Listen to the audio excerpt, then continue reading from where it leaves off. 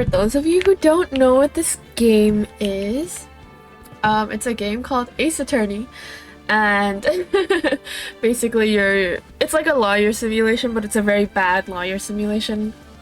There's quite a number of videos out there on the internet that's like, why Ace Attorney Phoenix Wright is a really bad representation of the court of law.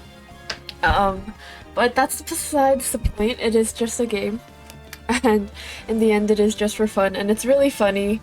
I'm sure you've also seen the objection memes and stuff like that. And it's just really a throwback for me. And I have played the first two cases in this game so much so that I remember them pretty well. You can just start from the very beginning, and that's okay. We'll just speed through the first two. I think they're really funny. The first two games are very funny.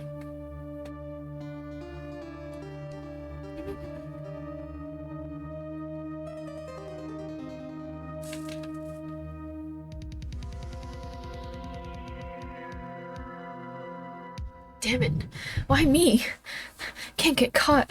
Not like this! And yes, in the first game they do show you who the actual murderer is. Someone like him. I'll make it look like he did it. So yeah, we basically get the whole premise of the case in this first game, which makes it very easy, and it's supposed to be more of a tutorial. August 3rd, 9:47 a.m. District Court, Defendant Lobby number 2. Oh boy, am I nervous. Right. Uh-oh, hiya, Chief. Whew, I'm glad I made it on time. Well, I have to say, Phoenix, I'm impressed. Not everyone takes on a murder trial right off the bat like this. It says a lot about you. And your client as well. Oh, thanks. Actually, it's because I owe him a favor. A favor? You mean you knew the defendant before this case? Which, I'm pretty sure is like part of the, like, this wouldn't happen. Would it happen in a real course of, I don't know. I don't know law very well. But I feel like that's not a good thing. Yeah, actually, I kind of owe my current job to him. It's one of the reasons I became an attorney. Well, that's news to me. I want to help him out any way I can. I just really want to help him. I owe him that much. It's over! My life! Everything! It's all over! Is that your client screaming over there? Yeah, it's him. Death! Despair! Oh! I'm gonna do it! I'm gonna die! Sounds like he wants to die. Oh, yeah. Huh. Nick. Hey. Hey there, Larry. Dude, I'm so guilty. Tell them I'm guilty. Give me the death sentence. I ain't afraid to die. What? What's wrong, Larry? Oh, it's all over. I'm finished. Finished. I know I can't live in a world without her. I can't. Who took her away from me, Nick? Who did this? Oh, Nick, you gotta tell me who took my baby away. Huh. The person responsible for her girlfriend's death? The newspapers say it was you. Made me wonder how I got myself in this situation. My name is Phoenix Wright. Here's the story. My first case is a fairly simple one. A young woman was killed in her apartment. The guy they arrested was the unlucky sap dating her. Larry Butts. My best friend since grade school. Our school had a saying, when something smells, it's usually the butts. In the 23 years I've known him, it's usually been true. He has a knack for getting himself in trouble. One thing I can say though, it's usually not his fault. He just has terrible luck. But I know better than anyone that he's a good guy at heart. And I owe him one, which is why I took the case, to clear his name. That's just what I'm going to do. August 3rd, 10 a.m., District Court, courtroom number 2. Nice. Made it inside. Court is now in session for the trial of Mr. Larry Butts. The prosecution is ready, Your Honor. The defense is ready, Your Honor. Mr. Wright, this is your first trial, is it not? Yes, Your Honor. I'm a little nervous. Your conduct during this trial will decide the fate of your client. Murder is a serious charge. For your client's sake, I hope you can control your nerves. Thank you, Your Honor. Mr. Wright, given the circumstances, I think we should have a test to ascertain your readiness. Yes, Your Honor. Handshaking, I say, fading. The test will consist of a few simple questions. Answer them clearly and concisely. Hey Sarah, sending a message. I did not play Stardew in a bit, but you're gonna start again. Yay! I love Stardew. I was gonna play Stardew today, but I've been meaning to play this for a while as well, so I was like, I'm gonna do this today. I also want a sweater, so I'll be right back. Hi, Carlton.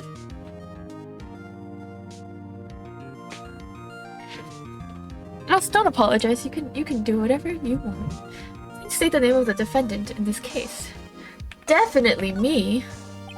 The defendant? Well, that's Larry Butts, Your Honor. Correct. Just keep your wits about you and you'll do fine. Next question. This is a murder trial. Tell me, what's the victim's name? Phew, I know this one. Glad I read the case report cover to cover so many times. It's... Wait. Uh-oh. No way, I forgot. I'm drawing a total blank here.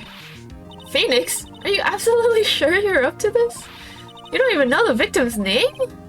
Oh, the victim. Of course I know the victim's name. I just forgot. Temporarily.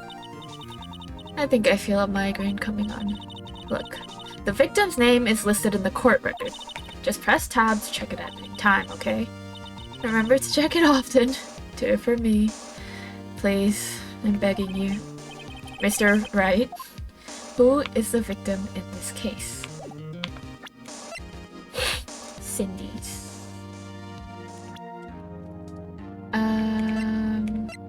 Cindy Stone. Cinder Block. This game is pretty funny. The victim's name is Cindy Stone. Correct. Now, tell me, what was the cause of death? She died because she was hit with a blunt object. She was struck once by a blunt object. Correct. You've answered all my questions. I see no reason why we shouldn't proceed. You seem much more relaxed, Mr. Wright. Good for you. Thank you, Your Honor. Because I sure don't feel relaxed. Well then. First, a question for the prosecution. Mr. Payne? Yes, Your Honor? As Mr. Wright just told us, the victim was struck with a blunt object, which explained to the court just what that object was. The murder weapon was the statue of the thinker. It was found lying on the floor next to the victim. I see. The court accepts it into evidence. Statue added to the court record. Cool. Right. Sure to pay attention to any evidence added during the trial. That evidence is the only ammunition you have in court. Use tab to check the court record frequently. Mr. Payne, the prosecution may call its first witness. Yep. The prosecution calls the defendant Mr. Butts to the stand. Chief? What do I do now? Pay attention. You don't want to miss any information that might help your client's case. You'll get your chance to respond to the prosecution later, so be ready. Let's just hope he doesn't say anything unfortunate. Uh-oh. Larry gets excited easily. This could be bad. Yeah, I think we noticed that. Hello, Larry. Got a little twitch in your eye. Mr. Butts, is it not true that the victim had recently dumped you? Damn. Hey, watch it, buddy.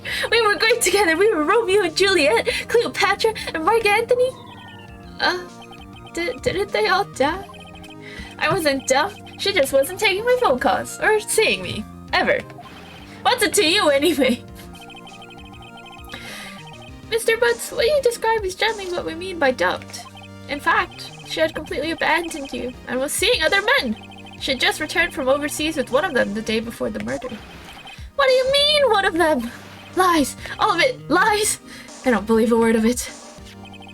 Your Honor, the victim's passport. According to this, she was in Paris until the day before she died.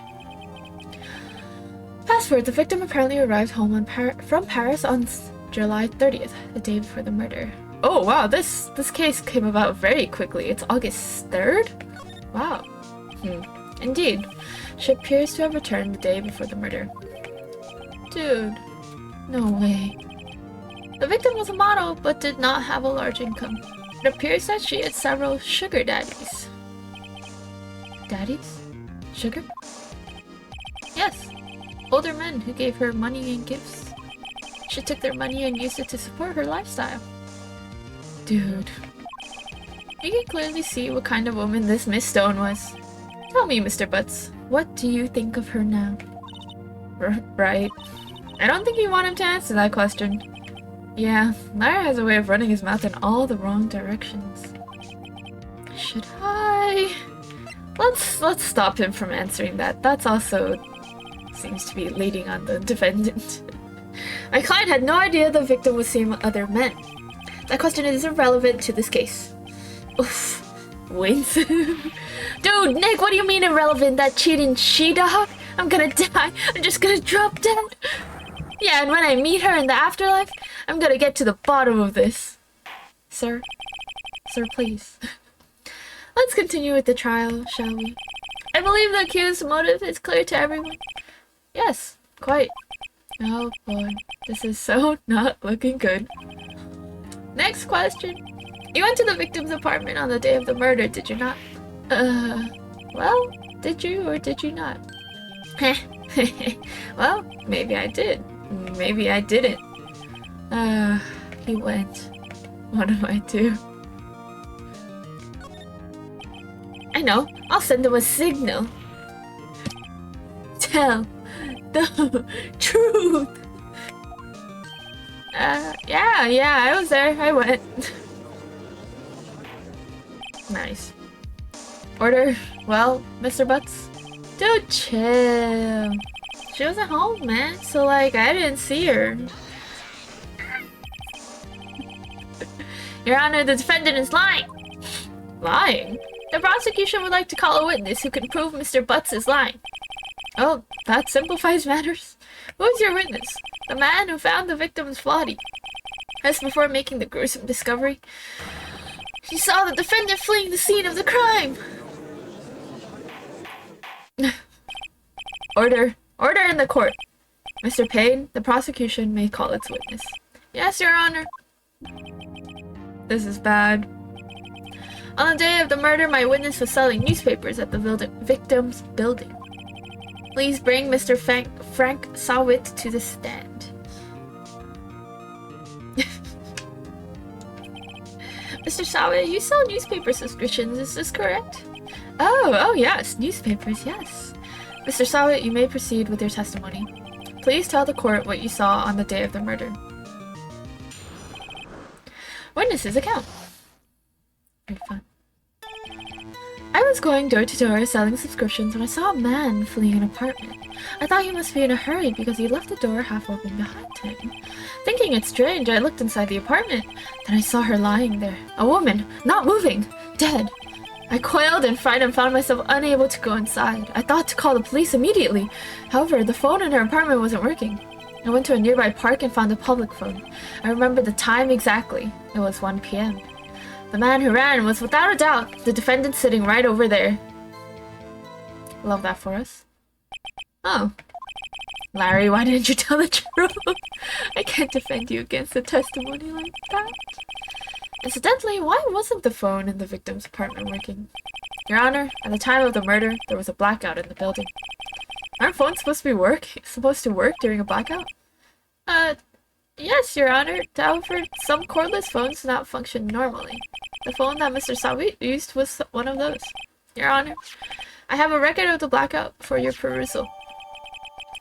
From noon to 6 p.m. Okay. Huh. Now, Mr. Wright. Yes, Your Honor. You may begin your cross-examination. Cross-examination, Your Honor? Alright, right. This is it. The real deal. What exactly am I supposed to do? Right? You expose the lies in the testimony the witness just gave. Lies? What? He was lying? Your client is innocent, right? Then that witness must have lied in his testimony. Or is your client really guilty? How do I prove he's not? You hold the key. It's in the evidence. Compare the witness's testimony to the evidence at hand. There's bound to be a contradiction in there. First, find contradictions between the court record and the witness's testimony. Then, once you've found the contradicting evidence, present it and rub it in the witness's face. Okay. Open the court record with tab, then point out contradictions in the testimony. Got it, ma'am.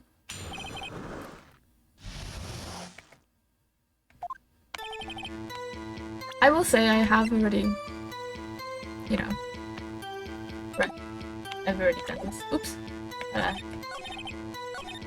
The time. How do I? That's something. Well, she died from 4 to 5 p.m., so you know, like, couldn't have been one. Found the body at 1 p.m. You're sure? Yeah, it was 1 p.m. for certain. Frankly, I find that hard to believe. Your statement directly contradicts the autopsy report. The autopsy notes the time of death at some time after 4 p.m. There was no body to find at 1 p.m. How do you explain this 3-hour gap? Good night, Tetsu! Thank you for lurking and stopping by. Hope you have a good day tomorrow. Good night. Oh, that. This is trivial. The witness merely forgot the time. After his testimony, I find that hard to believe.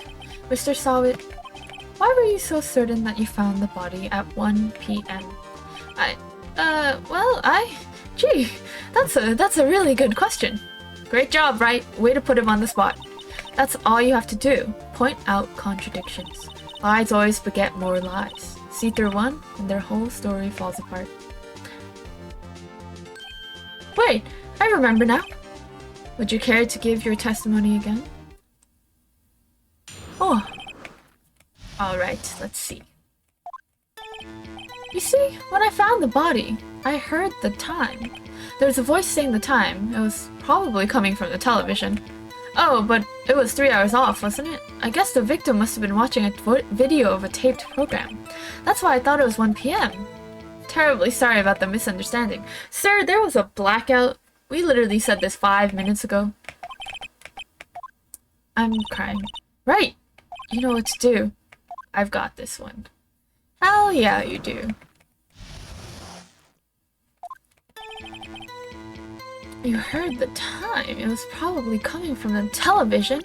Objection! Where's the... Oops. Hold it right there! The prosecution has said there was a blackout at the time of the discovery, and this record proves it. You couldn't have heard a television or a video. His wig. Well, the defense has a point. Do you have an explanation for this, Mr. Sawit? I find it quite puzzling myself. Quite. Wait, I remember now. Mr. Sawit, the court would prefer to hear an accurate testimony from the very beginning. These constant corrections are harming your credibility.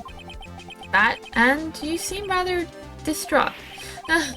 My apologies, Your Honor. It must have been the shock of finding the body. Very well, Mr. Sawit. Let's hear your testimony. Hearing the time. Actually, I didn't hear it the time. I saw it. There was a table clock in the apartment, wasn't there? Yeah, the murder weapon. The killer used it to hit the victim. That must have been what I saw. You saw a clock? Guess that would explain it. The defense may cross-examine the witness. Gladly. Oh, my jaw. It's not having a good time. Oops. Ah, that was so short, I completely forgot.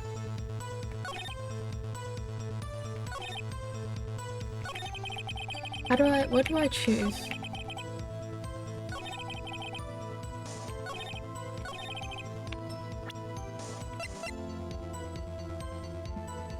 statue in the shape of the thinker. It's rather heavy. Wait, just a moment. The murder weapon wasn't a clock. It was this statue. Now how is this supposed to be a clock? What? You with your objections and your evidence? Just who do you think you are? Just answer the question, Mr. Sawit. Hey, I saw it there, okay? That's a clock. Your Honor, if I may? Yes, Mr. Payne. As the witness stated, the statue is indeed a clock. The neck is a switch. You just tilt it, and it says the time out loud. As it doesn't look like a clock, I submitted it as a statue. My apologies. I see. So the murder weapon was a table clock after all. Well, Mr. Wright, it appears that the witness's testimony was correct. This is a clock. Do you have any problems with this testimony now? I mean, I think we have to say yes, right? Your Honor, there is a gaping hole in the witness's testimony. The only way he could have known the weapon was a clock is to hold it in his hand. Yet the witness testified that he never entered the apartment. Clearly, a contradiction. Indeed. The witness knew it was a clock because he went into the apartment. You're lying. You were inside the apartment on the day of the murder. Oh yeah? Prove it! Prove I went in there! I'll do better than that. I can prove you're the one who killed her. Okay, this is getting kind of crazy. You struck her with the clock and the shock of the blow triggered the clock's voice. That was the sound you heard. Order in the court. Intriguing. Please continue, Mr. Wright. Yes, Your Honor. Mr. Sawit, the sound must have left quite an impression on you. Understandable, since the murder weapon spoke just as you hit the victim. That voice was burned into your mind.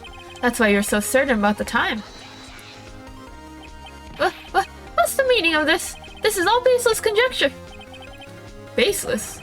Just look at the witness's face. Would the witness care to elaborate? Did you strike the victim with the clock? That day, I never... Look, the clock I heard, no, I mean, I saw... Damn. Shut up!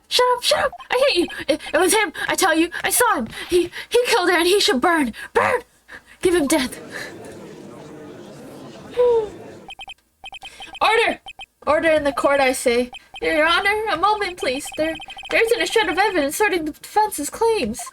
Mr. Wright, Your Honor, you claim the sound the witness heard came from the clock. Do you have any evidence? The whole case is running on this. Better think it through carefully. Your Honor, the sound Mr. Sawyer heard was definitely this clock. A fact which is clear if you simply... Let's sound the clock now, here in this court. Your Honor, may I have the clock? I ask the court to listen very carefully. I think it's 8:25. That certainly is a strange way to announce the time. Well, he is the thinker after all. So, we've heard the clock. What are your conclusions, Mr. Wright? Mr. Payne, can you tell me what time it is now? It's 11:25. As you can see, this clock is exactly 3 hours slow. Precisely the discrepancy between what Mr. Sawit heard and the actual time of death. So, Mr. Sawit, try to talk your way out of this one. You forgot one thing. Oh no. What's he talking about now? While it may seem like that clock is running 3 hours slow, proves nothing. How do you know it was running 3 hours slow on the day of the murder? If you can't prove that, you don't have a case. Shin. He's right. How am I going to prove that? I was so close. Mr. Wright, it seems you lack the critical evidence to support your claim. Yes, Your Honor. No, you don't. Come on. You have it right there. This means I cannot let you indict the witness. Unfortunately. This ends the cross-examination of Mr. Frank Sawit. I come all the way down here to testify and look at what happens! You treat me like a criminal! A criminal! You liars are all slime. I almost had him. Sorry, Larry. Failed you. There's nothing I can do about it now. Jesus. Not so fast, Mr. Sawit. Chief. Listen up, Bright. Don't throw this one away. Not like this. Think. But Chief, it's over. Can't prove the clock was slow the day of the murder. Yes, you can. Nobody can prove that. Oh, well, yeah, but that doesn't mean you can't still win. Try thinking out of the box.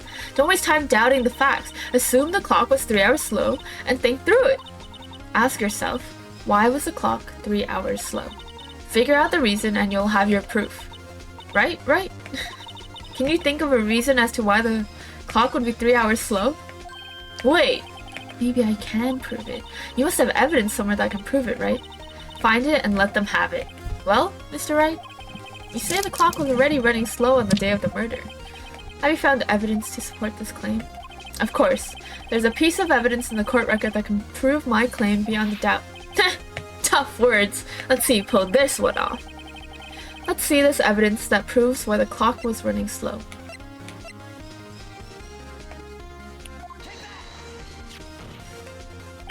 The victim had just returned home from abroad the day before the murder.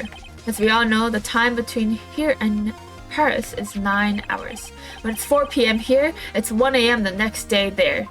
The clock wasn't 3 hours slow, it was 9 hours fast. The victim hadn't reset her clock since returning home. That's why the time you heard when you struck her dead in her apartment was wrong. Proof enough for you, Mr. Sawit? Or should I say? I'm not gonna say that. I'm not saying that. I refuse. Oh, the man has rabies. I guess it's a good thing we're putting him away. Please be careful. Quarantine. Wear hazmat suits. Thank you. Rabies is serious. Well, this case has certainly turned out differently than we all expected. Mr. Payne, your witness? He was arrested and has been taken away, Your Honor. Very well. Mr. Right? Yes, Your Honor. I have to say, I'm impressed. I don't think I've ever seen someone complete a defense so quickly and find the true culprit at the same time. Thank you, Your Honor. At this point, this is only a formality, but this court finds the defendant, Mr. Larry Butts, not guilty. Yay!